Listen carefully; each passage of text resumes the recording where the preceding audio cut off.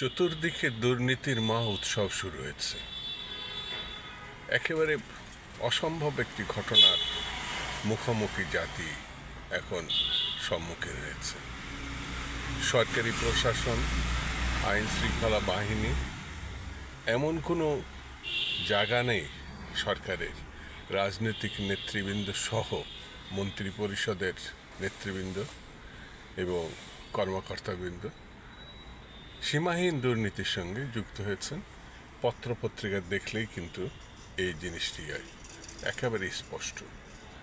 সরকারের এই দুর্নীতি ঠেকানোর কোনো পদক্ষেপ দৃষ্টিগোচর হচ্ছে না। কোনো কোনো ক্ষেত্রে সরকারি দলের মুখপাত্র যেভাবে কথা বলছেন তাতে দুর্নীতি আরও বেড়ে যাবে বলেই অনেকে মনে করছেন, যে বিষয়টি আতঙ্কজনক, আশঙ্কাজনক।